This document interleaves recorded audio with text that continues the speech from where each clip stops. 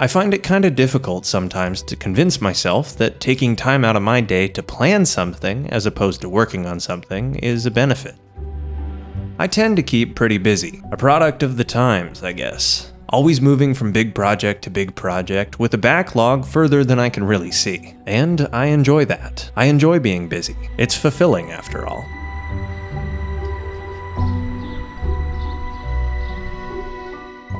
Come to think of it, it doesn't even really matter what specifically I'm working on, be it a project car, my next big learning goal, or something from my endless backlog. What I'm working on isn't the issue. So long as it's something concrete, I'll feel fulfilled. I'll feel like I'm making progress. I'll be satisfied. And that makes a lot of sense, but it's also kind of the issue. Big goals and long-term projects require planning. And planning is almost anything but concrete. It's abstract, for the most part, all in your head. And as someone who likes to see the results of my efforts, it's often pretty tempting to just skip it altogether. Start the next big task that I know I'll have fun doing. Something I'll be able to see. I mean, who really needs a plan at the end of the day anyways? Wouldn't it be way more fun to just start? Maybe not knowing where you're going is half the fun.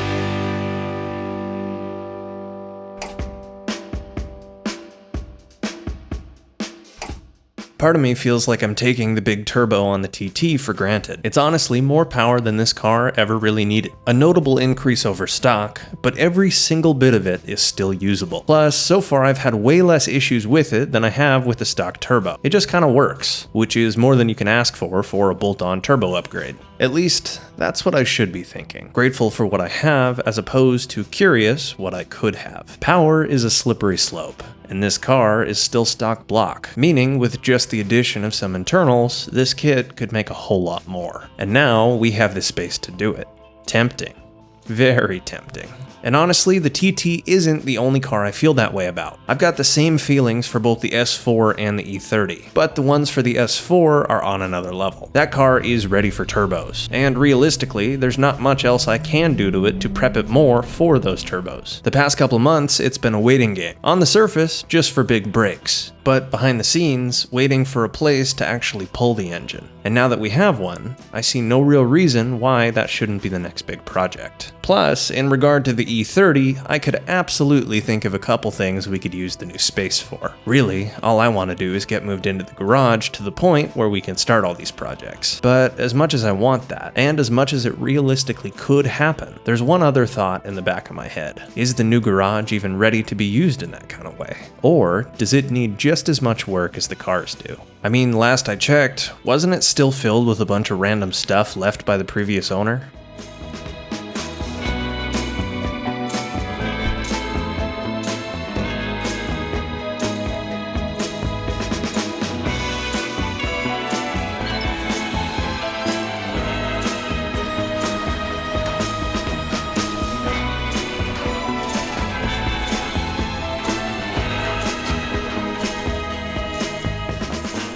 Yeah, this probably needs work too. Firstly, it looks like someone started to insulate it, but promptly stopped. Not to mention the random collection of storage. Multiple types of cabinets, drawers, a huge table, and built-in features usable really only to a wood shop. Not at all a bad place to start, but realistically, if I want to work on cars in here efficiently, I should probably fix it now before I get used to how it is. Much easier to do that now than later, though it would mean another planning phase, and a self-imposed delay for the big goals for the cars. But maybe, at the end of the day, that's not a bad thing. Either way it went, cleaning out the garage was going to be the first step. But before I could even start it, I noticed something else that needed addressing.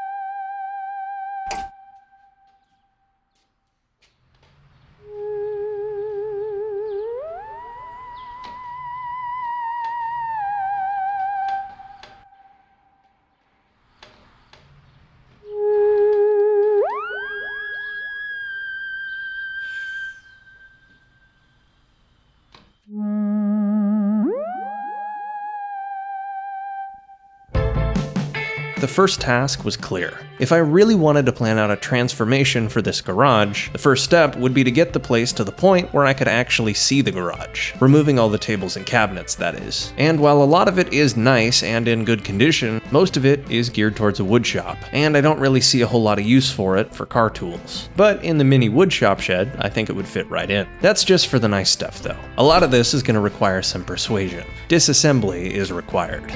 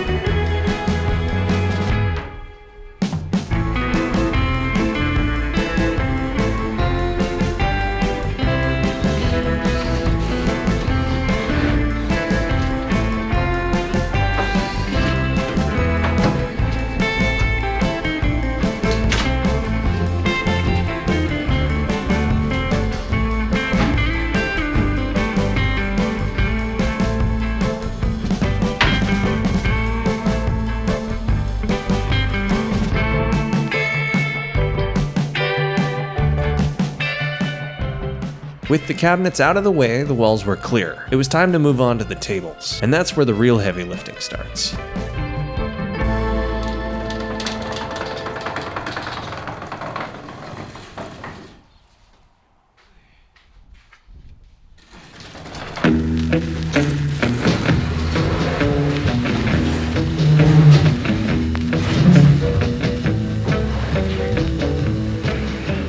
I'm not sure I'm going to keep all these since some of them are falling apart, but I see no real reason not to keep some of them in the shed since, after all, a table's pretty much always going to be useful, especially in a shed that, at the moment, really doesn't have too many storage options.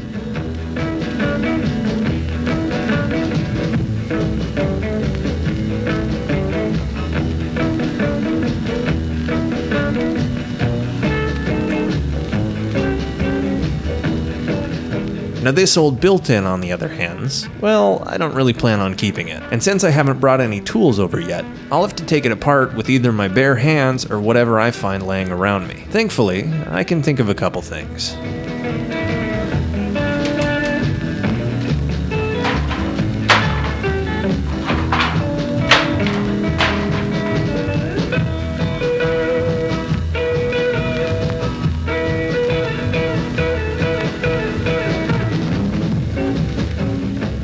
Unlike the other built-in, this one was quite a bit more structurally sound. And since I didn't bring a crowbar, I looked around for a bit of inspiration. And thankfully I found my form of persuasion lying in a pile of old metal. I think this'll do fine. Just fine.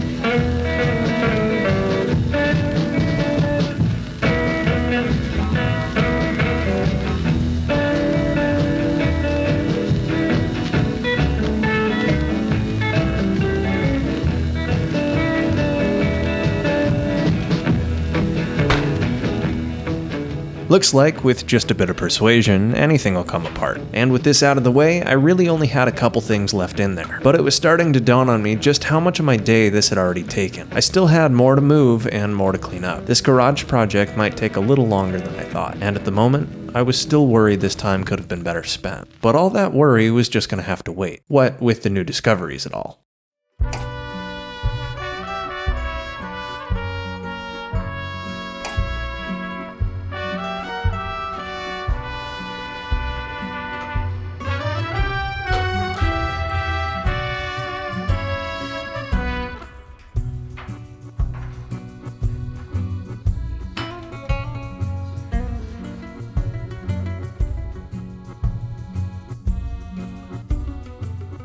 Looks like the garage is almost free. Only 2 objects really remain, and the big table is one I was a little worried about to begin with. It just doesn't really fit anywhere else, so the only way to get it out of here is going to be to take it apart, which led me to the first of 2 discoveries.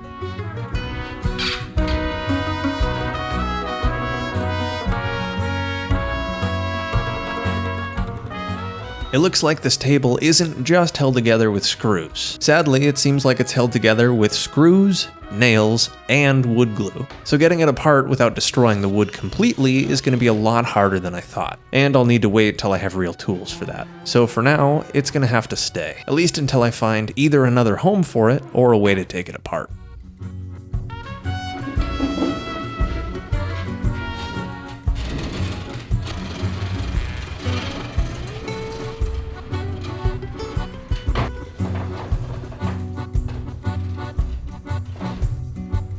Out of everything that was in this garage before we started cleaning it, this white cabinet and shelves is the only thing I was considering keeping.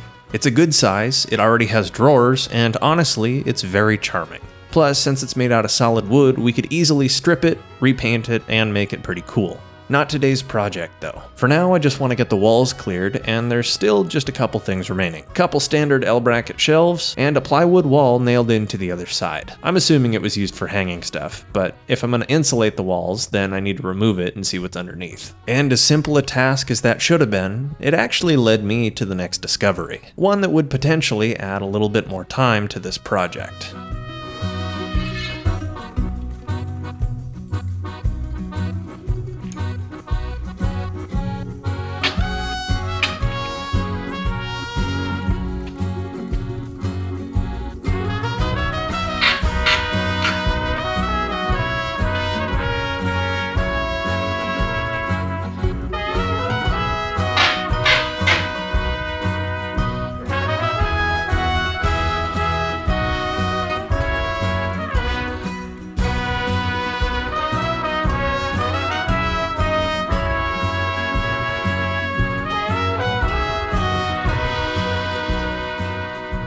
It looks like the plywood wasn't just nailed there for show. Turns out that this garage used to have windows, and they were removed by the previous owner. But the framing is all still there, and structurally, it's just fine. So honestly, I can't think of a reason why we shouldn't add them back. I mean, that's a ton of natural light that could make the place look way better, and make it a lot easier to work on stuff. But it's a whole extra part of the process that I wasn't even counting on. So the time it would add is a valid consideration too. Either way, with the garage as empty as it was gonna get, I could start getting some measurements. We can't really plan anything without them.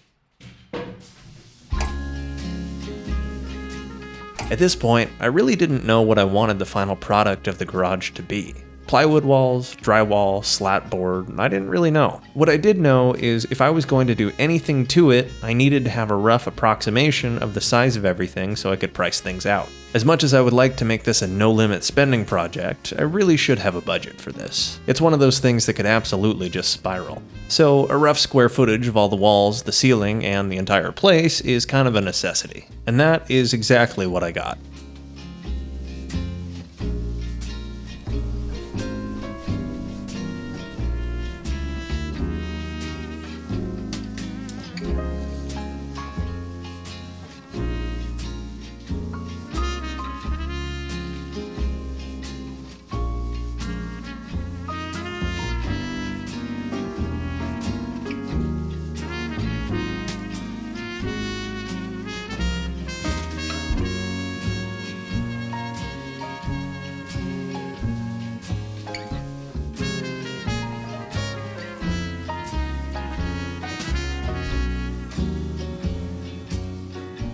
With an entire day gone and all of the measurements acquired, I could finally start dreaming up what I wanted this place to turn into. And there's a lot of ways that I could honestly take it. But there's a couple that really just make a lot of sense. First things first, for projects like this that have many stages, it's easier to just take them one step at a time. It's very easy to get overwhelmed if you look at the big picture and try to figure out how to do everything all at once. A lot easier to just do one thing at a time, and start with the things that you need to do first. For example, no use picking the type of wall I want to use if I don't know what type of insulation I'm going to put under it, or if I'm going to cover up the window framing or not. It's those kind of decisions that planning really helps with. And even though planning isn't something you can really feel, it just might be something that's worthwhile. I spent a lot of time drafting out ideas for this garage, some of them long-term and some of them short-term. But all of them were informed by what I wanted to use the garage for. I would like to be able to work on cars inside efficiently and year-round. And as much as I would like to just start using it now and pull the engine out of the S4 and start working on the TT and all of that jazz, I just know it won't be nearly as efficient unless I do the changes to the garage first. The garage is a tool in its own way, and unless we set it up and learn to use it, it's not going to be very efficient. It's just going to be space, and I think it could be a lot more than that. So with that in mind, I made a loose plan, a roadmap, things I knew that it needed. And sure, I didn't know all the answers to every single stage, but I knew enough to know what I needed to do next, what the first steps were, where I could actually start. And that was the whole goal of this planning. If you don't make a plan, you don't know where you're going to end up. You're just flying by the seat of your pants. And while that can be fun sometimes, it's not the end-all be-all. At least I don't think so. I also think planning has more benefits than just knowing where you're going. When you've spent the time planning, you know exactly what you're doing in each step. There's research and calculations behind every single stage. So when you're actually working on something concrete, when you're in a stage of your plan, you don't have to think about that. You don't have to think about what you just did or what you're doing next. You already know. It's part of the plan. And because of that, you can dedicate all of your focus, 100% of it, into what you're working on. And something tells me that when you do that, you just might be able to get things done faster than if you hadn't planned before, and to a much higher standard. So even though it's not always tangible, I think it is worthwhile, and that's good enough for me. Thank you for watching. If you enjoyed the video, consider dropping a like and subscribing for more. That's the best way you can help support my content. Either way, I'll see you guys in the next episode. Thank you again. Have a wonderful day.